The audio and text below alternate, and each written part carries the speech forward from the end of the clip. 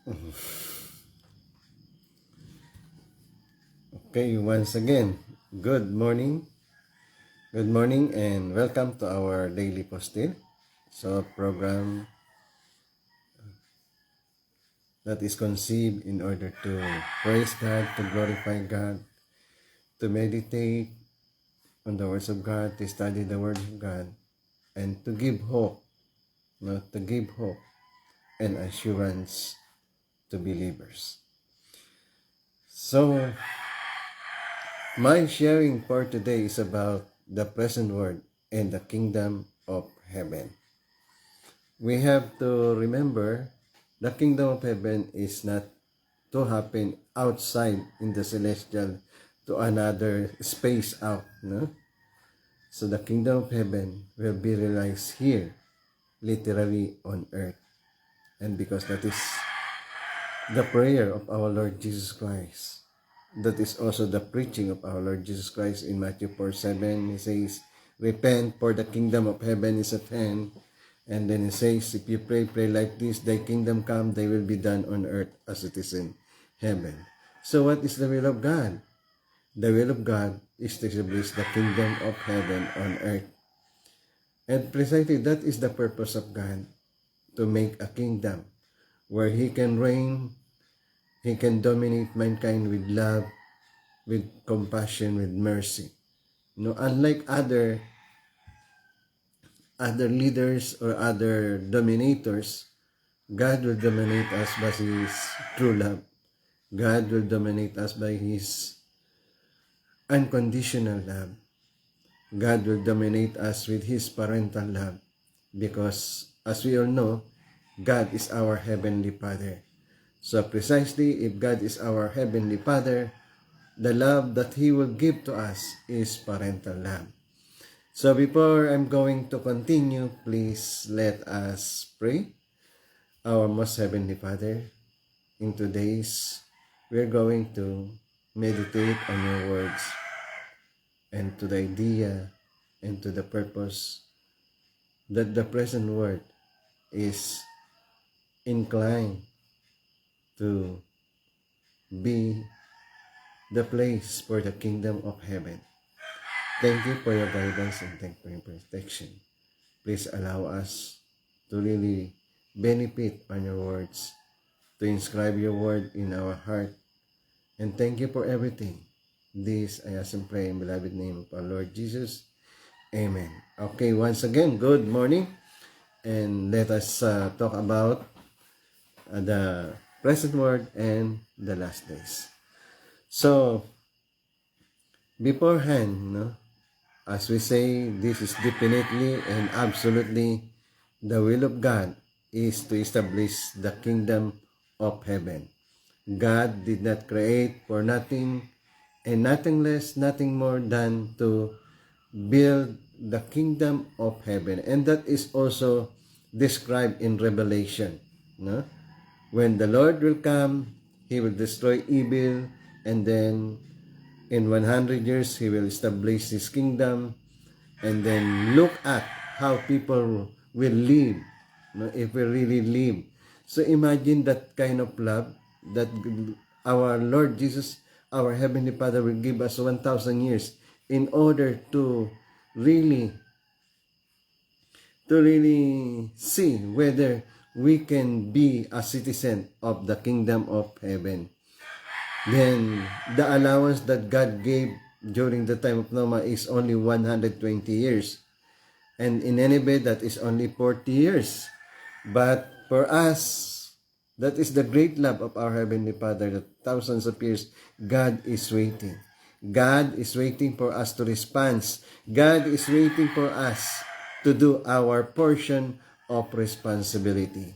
That means we need to accomplish our portion of responsibility. We need to participate. We need to cooperate with our Heavenly Father in establishing the kingdom of heaven.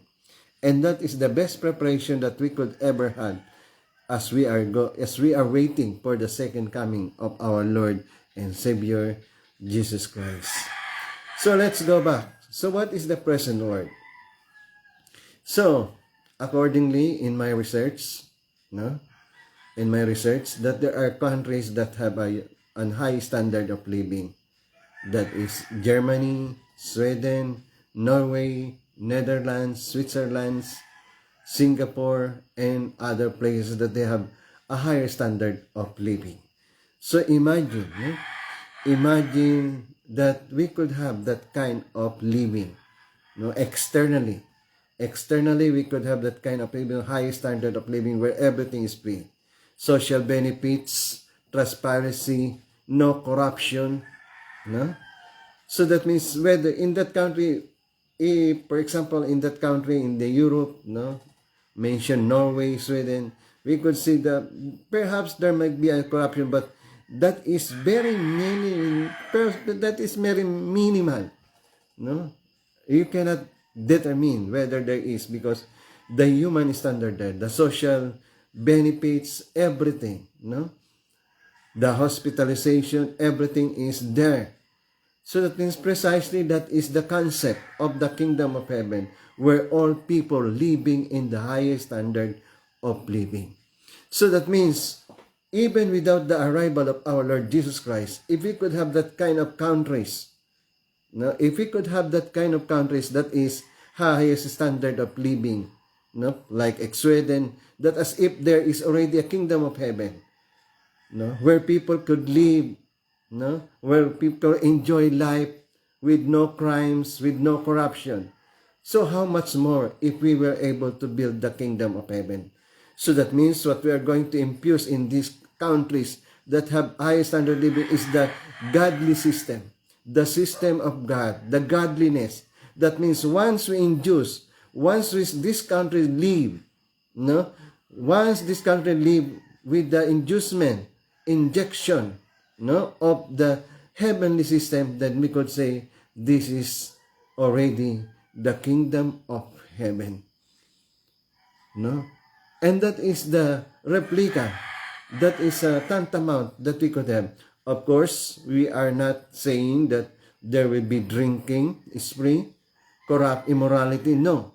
When we talk about kingdom of heaven, there is no immorality, there is no corruption.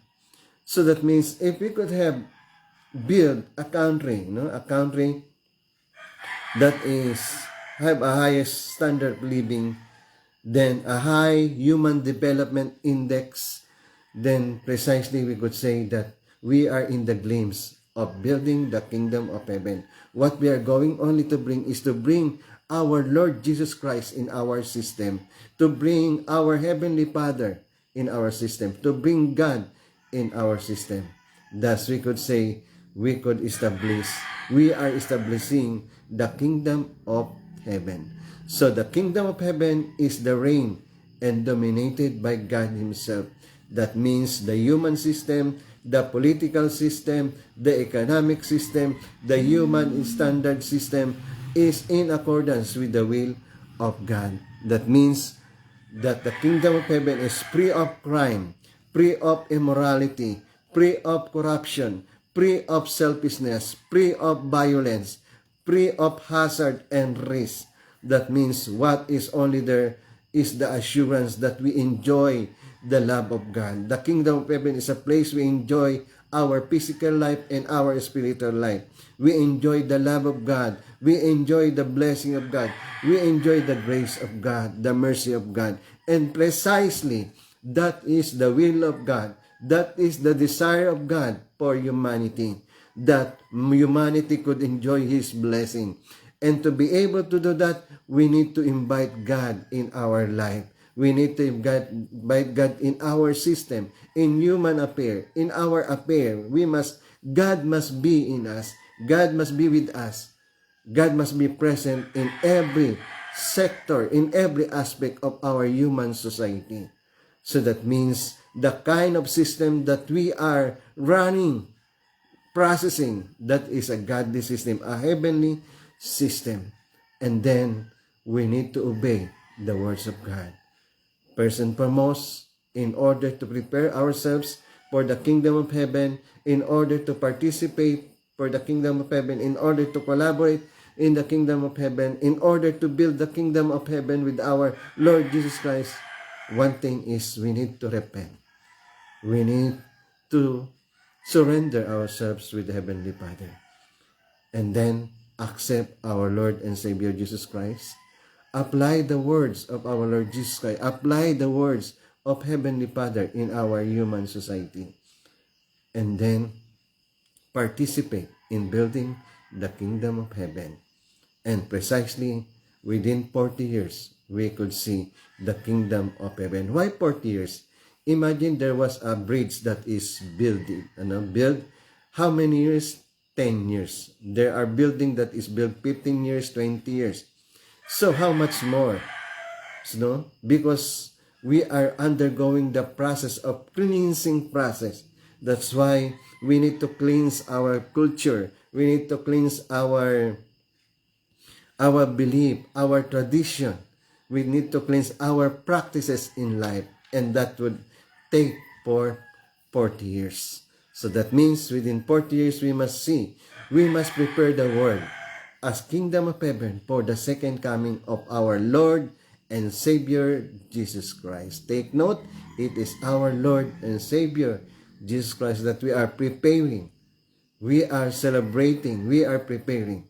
And then, precisely, we will have the crown of life. Our name will be written in the book of life. And then, our Lord will say, "Good job, my son." So that means what we need is to prepare. Everything is already ready. Externally, we have the advanced communication. We have the advanced technology. No? We have advanced communication, advanced transportation. Everything is already prepared. What we need only to invite is the presence of God. What we need to induce, to inject in our human society, in our system, is the will of God, the love of God, the words of God. We must observe, we must surrender everything to our Heavenly Father. When Heavenly Father can control our political system, when our business system, our human system, our family system, then precisely that is the kingdom of heaven on earth. Okay, so once again, we hope that we will see the kingdom of heaven. We are already in the glimpse because of our advanced technology, that everything is there, everything is digital. So what we need only is to make God, to let God be with us. Okay, thank you once again, and I hope that you will always continue to patronage, and please like and share and amplify this message. Thank you for everything, and thank you for your viewing. Let us pray.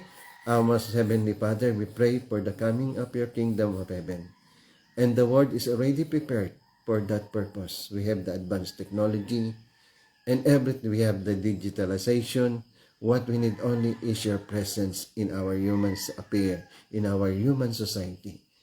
Please dwell with us, Heavenly Father. We invite your presence when we repent, when we come, we surrender our life to you. Thank you for everything. This I ask and pray in the beloved name of our Lord Jesus. Amen. Well, once again, thank you and see you again tomorrow for another episodes of our Daily Postil.